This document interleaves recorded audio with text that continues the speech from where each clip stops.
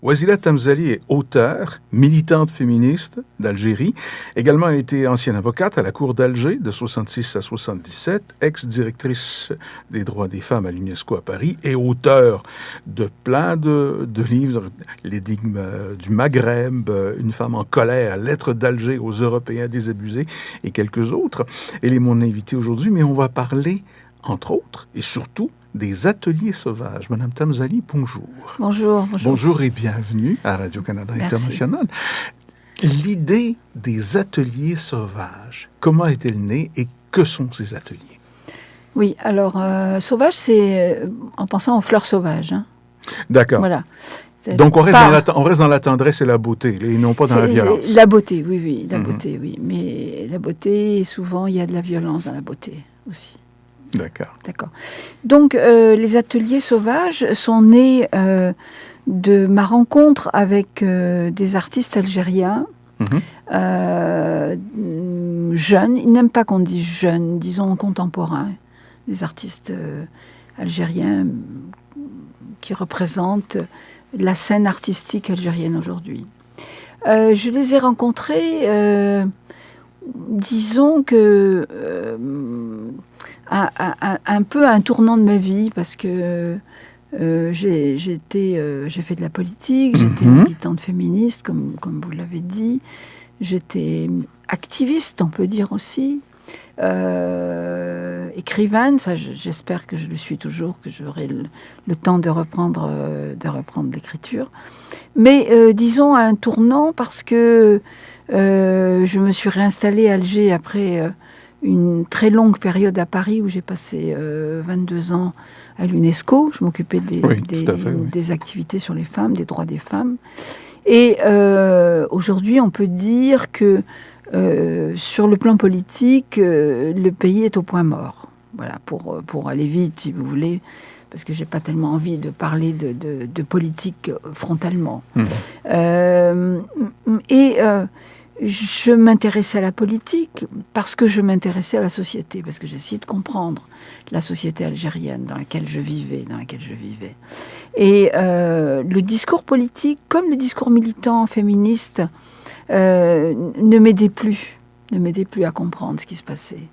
Et nous étions arrivés à une situation où, à un échec, il faut dire, à des échecs que je n'arrivais pas à expliquer, Et j'ai rencontré ces artistes, ces jeunes artistes algériens, qui sont vraiment dans le temps, qui sont dans la réalité des choses. Et ils ont parlé un langage qui m'a tout de suite séduite, parce que c'était un langage qui parlait de la créativité, qui parlait et un langage que je trouvais plus près de la réalité des choses, Ils disaient, ils arrivaient à transmettre des images de cette réalité que le langage politique n'arrivait plus à transmettre, n'arrivait plus même à élaborer. Et donc je me suis lancée dans cette aventure, c'est une aventure à mon âge, qui est quand même assez avancée. Je me suis lancée dans cette aventure. J'ai eu l'opportunité financière d'acheter en plein centre d'Alger un très très grand lieu qui était une friche urbaine qui fait 500 mètres carrés. Alors je sais qu'ici vous parlez pas en mètres. C'est très clair, c'est très clair. Et, mais s'il faut traduire, ça donne à peu près 5000 pieds carrés. Bon, mais quand même. D'accord. 5000 pieds carrés. Et qui fait... que j'ai acheté avec l'idée de le mettre à la disposition des artistes, sans autre intervention de ma part. Et il s'est trouvé que devant la beauté du lieu qu'on a restauré et dans lequel on a découvert une structure absolument époustouflante, puisque le lieu, c'est un rez-de-chaussée d'un grand immeuble des années 50, qui donne sur une cour de à peu près 15 000 pieds, disons, ou même plus, peut-être 30 000 pieds, une énorme cour. Et en voulant le rénover, on a mis à jour une structure faite avec des poutres de la Tour Eiffel. avec des poutres de la Tour Eiffel. Non. Oui, oui. Vous savez l'Algérie a été longtemps une colonie française. Oui, tout à fait, oui, jusqu'à la guerre, et ainsi de suite, voilà. Et donc, l'immeuble a été construit en 1950, et il a été construit, c'est de l'architecture coloniale, très belle architecture coloniale. Et donc, on a découvert que c'était les poutres des ateliers Eiffel qui avaient servi à la construction de l'immeuble. Du coup, le lieu a pris une dimension historique très très importante. Mes démons politiques se sont réveillés, évidemment, parce que c'était emblématique de tellement de choses, tellement de choses. Une chape de plomb. Et là. Surtout, et je prends un peu de temps parce que c'est une très jolie histoire. Et surtout, il faut ajouter que quand Eiffel a mis en place ses ateliers pour faire ces fameuses poutres qui sont particulières, alors je n'ai pas le terme technique exact, il a fait le tour des pays colonisés par la France pour trouver le meilleur minerai. Et il s'est arrêté sur une veine, enfin je ne sais pas comment on appelle ça, une mine qui est à Miliana, c'est-à-dire à 200 km d'Alger. Et en disant que c'était le fer de meilleure qualité. De meilleure qualité. Pas le fer, le minerai de meilleure qualité. Et donc, cette idée, si vous voulez, de ce minerai qui est sorti des mines de Miliana, à 200 km d'Alger, qui va en Lorraine et qui revient sous forme de poutre, j'ai trouvé que c'était vraiment quelque chose d'assez formidable. Et du coup, tout de suite, quand j'ai vu le chantier, qui ressemblait, c'est vrai, à une ville détruite, et on est en plein là-dedans, c'est là, malheureusement, j'avais l'impression d'être à Alep, c'était un quartier d'Alep. J'ai demandé à 5 artistes de mes amis de venir, et pendant 3 semaines de travailler pour faire une exposition d'1 jour et de détruire tout le lendemain. C'est ce qu'on a fait. D'ailleurs, je suis très contente de dire que l'ambassadrice du Canada est venue nous voir plusieurs fois et qu'elle a été absolument enchantée par ce qu'elle a vu et admiratif aussi. Je crois que je peux le dire, c'est Isabelle Roy. Je pense que si elle m'entend, elle dira pas non. En tout cas, elle a tweeté sur son tweet combien c'était beau et important. Donc, les Ateliers Sauvages, c'est un centre de création artistique dans lequel je reçois des artistes, évidemment en majorité des artistes algériens, c'est facile à comprendre, mais aussi des artistes étrangers, c'est ouvert. J'ai reçu déjà une artiste grecque et une artiste allemande, une jeune bédéiste allemande qui a fait un travail absolument remarquable en 1 mois et qui sort en septembre un poème graphique sur Alger, de très très grande qualité, vraiment.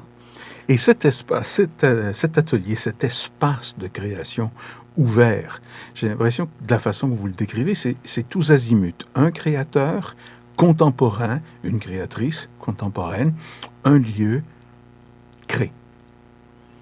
C'est la condition.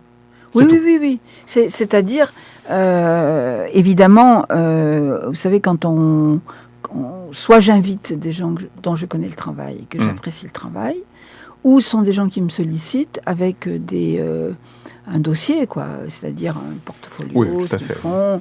Après, moi, je me renseigne, on se rencontre, etc. Mais aussi des écrivains. J'ai créé, lié aux Ateliers Sauvages, une bourse pour l'écriture, le scénario. Une bourse qui est composée d'une somme assez importante pour pouvoir vivre à Alger, en tout cas très confortable, et une résidence d'1 mois aux ateliers. Donc on peut être aussi aux ateliers et résider, écrire. Mais c'est un lieu qu'on peut partager, parce que c'est tellement grand, il peut y avoir plusieurs artistes en même temps. C'est important pour vous de redonner cet espoir en la vie à Alger dans un lieu, en revenant de France, de la grisaille parisienne vers Alger-la-Blanche? Oui, parce que c'est pas une question de soleil. Hein. Ça, c'est intérieur. Oui, c'est pas une question de soleil. Vous savez, quand j'ai écrit mon premier livre qui s'appelle Une éducation algérienne, qui a été publié par Gallimard, j'avais écrit ce livre parce que en revenant à Alger, je me disais, j'ai vécu à Alger tout le temps, sauf pendant ces 20 ans à Paris. À Paris. En 62, l'Algérie était un pays pauvre, c'est-à-dire il n'y avait pas de pétrole, enfin le pétrole était très bon marché. C'était un pays pauvre, mais un pays plein d'espoir. Et ma vie a été construite autour d'une utopie. Et cette utopie, c'est l'utopie des années 70 que tout le monde a partagée, c'est la révolution universelle. Et je me disais, mais ces jeunes n'ont pas d'utopie, n'ont pas de désir. Et je crois que ce qui est intéressant dans les ateliers sauvages, d'abord, il faut dire une chose, très concrètement et très prosaïquement, si vous voulez, c'est que ça a été aussi une opération de se réapproprier l'espace urbain qui est accaparé par les vendeurs de pantalons et les vendeurs de fast-food. C'est-à-dire que la rue d'Alger n'est pas du tout une rue culturelle. C'est la rue de la consommation. Consommation à outrance. Et donc, je considère que c'est une conquête, une victoire, d'avoir pu arracher un espace de cette envergure et dans cette situation-là, c'est-à-dire en plein cœur d'Alger. C'est la rue Sainte-Catherine, hein. Là où je suis, c'est la rue d'Idouche, c'est vraiment la rue de tous les commerces, Et là, se réapproprier un lieu pour en faire un lieu culturel, c'est assez formidable. En même temps, mettre les artistes au centre de la ville, au cœur de la ville. Et je crois que ça, c'est très, très important, de les mettre au cœur de la ville. Donc, cette démarche, d'abord, j'aime Alger, je suis amoureuse d'Alger, c'est-à-dire que j'aime Alger malgré ses défauts. Et j'ai toujours, avec beaucoup d'Algériens, je partage toujours ces blessures quand on voit notre ville abîmée par le fric, abîmée par la pollution, abîmée par l'inculture, abîmée par le mauvais goût, abîmée par un tas de choses. Et donc, faire quelque chose comme les ateliers, en plein Alger, c'est vraiment une victoire. C'est une victoire. Quand j'ai présenté le projet, une association d'architectes m'a demandé de venir leur présenter un peu ma philosophie du lieu, la philosophie de la restauration, pourquoi j'ai entrepris ça. J'ai dit, et après avoir côtoyé maintenant un public, parce que maintenant il y a un public, les ateliers ont leur public, j'ai dit, je crois que j'ai donné aux Algérois un objet de désir. C'est-à-dire ce qu'ils désirent pour être ailleurs, ce qu'ils désirent d'ailleurs, ce qu'ils envient à l'ailleurs, c'est-à-dire dans ces villes comme chez vous, par exemple, si on va à Mile End, ou quand on va dans tous ces quartiers qui sont vraiment restaurés, ou avec des lieux de culture, des grands lieux de culture, même des cafés, mais des cafés qui sont des cafés de culture, de trouver en pleine ville, à leur disposition, dans leur ville, sans avoir à prendre un visa, prendre l'avion, pour à se voyager, sauver, partir, etc. C'est ça, ouais. Dire, c'est chez nous. Voilà. Ça, c'est important. Oui.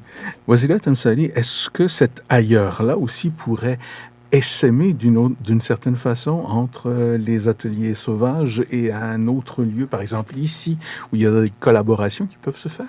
Absolument. D'ailleurs, je suis là pour ça. Je suis venue pour ça parce que j'étais sollicitée, invitée par le festival arabe, du monde arabe, qui va tenir sa session du 27 octobre au 7 novembre. C'est ça, cet automne, oui, c'est ça. Voilà. Et donc, quand la vice-présidente du festival est venue à Alger et qu'elle a vu les lieux, elle m'a dit, écoute, c'est absolument magnifique. Et voyant son enthousiasme, je lui ai dit, est-ce que tu penses qu'il y a une opportunité de montrer les artistes algériens à Montréal? À Montréal, oui. Elle m'a dit, oui, il y a donc je suis venue pour voir des amis, puisque c'est un peu les vacances à l'été. Et je suis maintenant, je suis contente de pouvoir dire que j'ai trouvé une galerie. C'est la galerie Melkik, qui est sur le plateau à Mont-Royal. Oui. Et les ateliers vont y exposer 4, 5, j'ai pas encore... Il faut que j'arrête un peu le nombre et l'exposition. 4, 5, 6 artistes algériens vont exposer du 28 octobre au 7 novembre. Voilà. Qu'est-ce qui fait que Ouazila Tamzali a encore cette flamme, ce feu en elle? Ça, je ne sais pas vraiment. C'est ce que me dit... Tout le monde me dit ça, mais je pense que... Tout à l'heure, je vous disais l'utopie, je pense que je fais partie de ces gens qui ont été marqués par une utopie profonde et qui croient au changement. Je pense que... vous savez, Gramsci disait j'ai le pessimisme de la pensée et l'optimisme de l'action. Alors, il faut vous dire que souvent, quand je me lève le matin, je suis un peu désespérée parce que tout est difficile. Vraiment, c'est difficile, Alger, de faire des choses. Mais j'agis, je suis dans l'action parce que je me dis, je fais partie de ces gens qui pensent qu'ils peuvent changer le monde encore. Je sais que c'est pas possible, mais je fais comme si c'était possible. Donc, je crois à l'extrême vitalité de l'Algérie, qui est un pays qui passe des moments difficiles, mais qui est un pays extrêmement vivant, survivant, je dirais, qui a survécu à des drames énormes. Et aujourd'hui, je crois qu'il est très très important pour nous, venant de ces pays-là, de dire que dans nos pays, il n'y a pas que les questions du terrorisme, de l'islam, non. Il y a des hommes et des femmes, jeunes, moins jeunes, plus vieux, qui réfléchissent à la condition humaine, qui réfléchissent à ce que c'est que le monde, qui ont envie de beauté, qui réfléchissent à la beauté et qui veulent construire la beauté. C'est ça que j'aimerais dire. Venez voir, il y a aujourd'hui, quand on est algérien, on n'est pas seulement émigré, on n'est pas seulement réduit à, comme je dis, parce que je me suis beaucoup occupée de ces questions, à ressucer sa culture. Oui. On est dans l'aventure humaine, on est comme vous dans l'aventure humaine. Et moi, je n'aime pas qu'on me réduise à une culture ethnographique. Je déteste ça.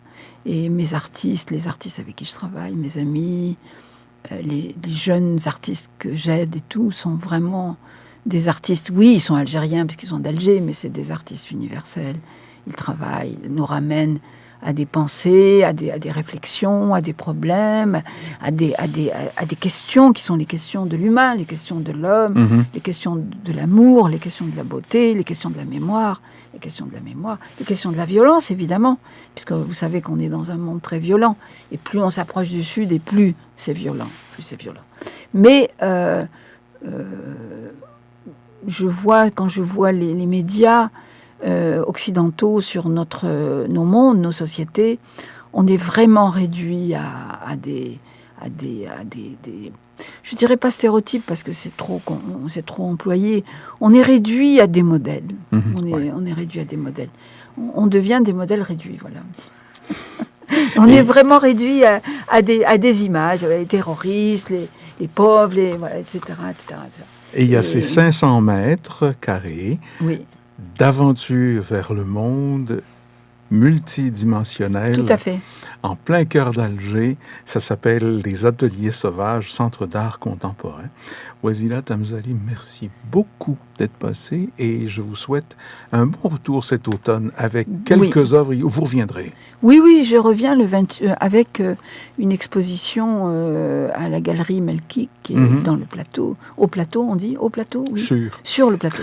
Sur le plateau du Mont-Royal. Et donc, je reviens avec 5-6 artistes contemporains, des hommes et des femmes, algériens et algériennes, pour montrer comment on vit un peu dans ces pays-là. Parce qu'au fond, Il y a une abondance d'images, mais l'abondance d'images tue souvent la réalité des choses, pour leur dire voilà comment on vit, voilà ce qu'on est, etc. etc. Voilà. Merci beaucoup d'être passé. Au revoir. Bonne fin de séjour.